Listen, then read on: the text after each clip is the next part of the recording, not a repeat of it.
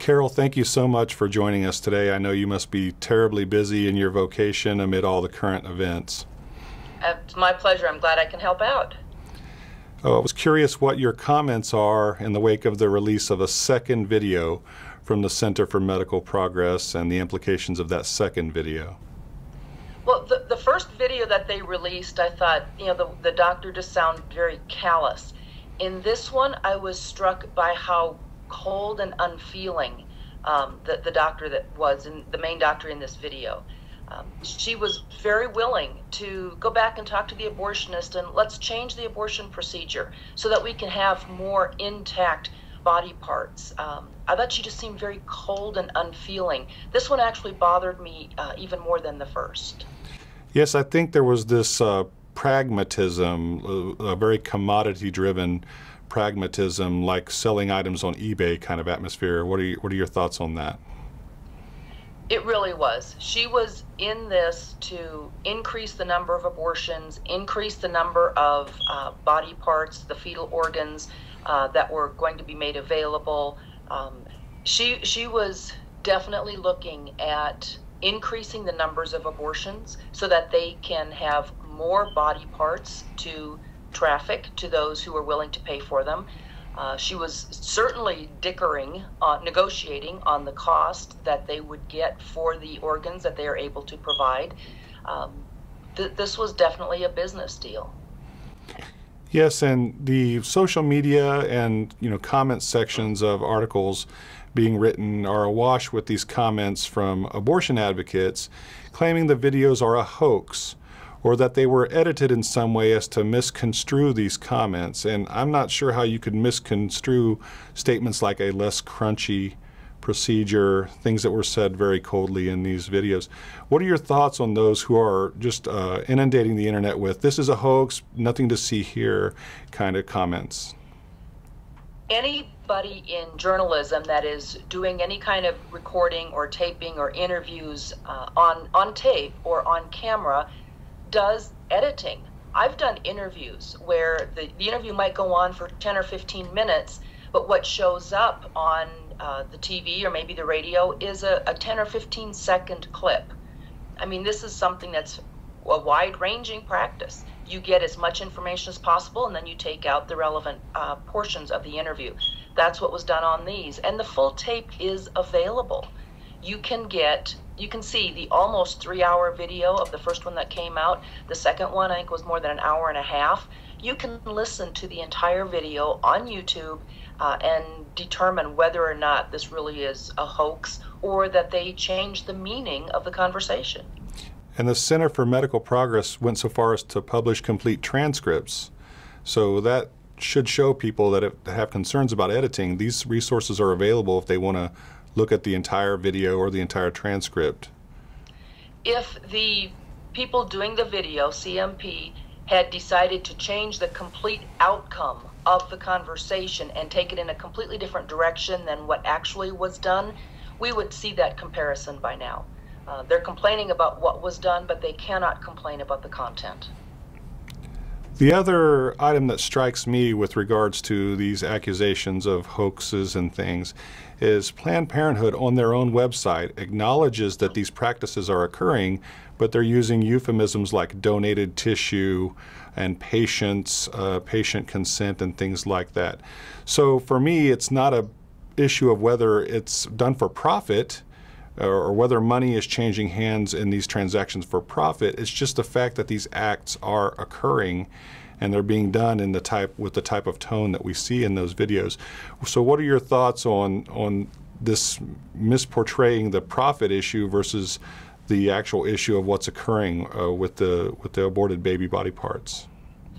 What is apparently happening in these Planned Parenthood abortion facilities is that women come in and they are, for the abortion, they want to kill their unborn child. They are asked if they want to donate their tissue, the tissue of that baby.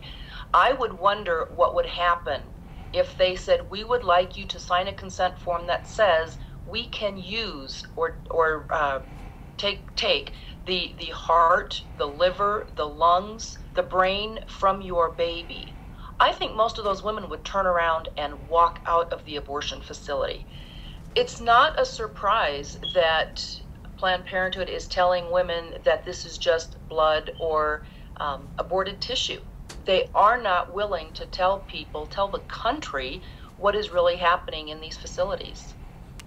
So it's not unreasonable for us to question whether these women are being given a complete and informed information in making these decisions. Do you agree?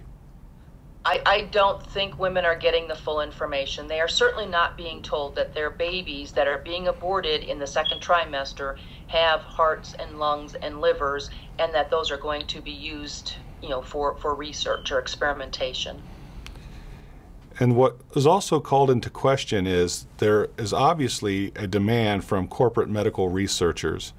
And whenever there's a demand, there tends to emerge a supply, whether for profit or for not. We can let the investigative process of legislators deal with the profit issue, but the secondary issue is there's clearly this demand now in corporate medical research.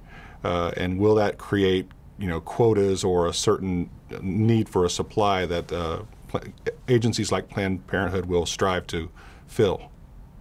Well, I think some of the comments that we have seen from these videos definitely is inferring, or if not just stating, that they need to increase the number of abortions. So I think if there is a demand, Planned Parenthood is willing to make that supply available. And lastly, as we see this occurring and with the current events and the implications of these videos, we would like to uphold the LCMS Life Ministry. LCMS has always been pro-life. You're a member of the LCMS Life Sanctity of Life Committee. How best might we uphold the LCMS Life Ministry and the recognized service organizations and the support for maternity homes, things that help women deliver their babies and get job training and things like that? What would you recommend?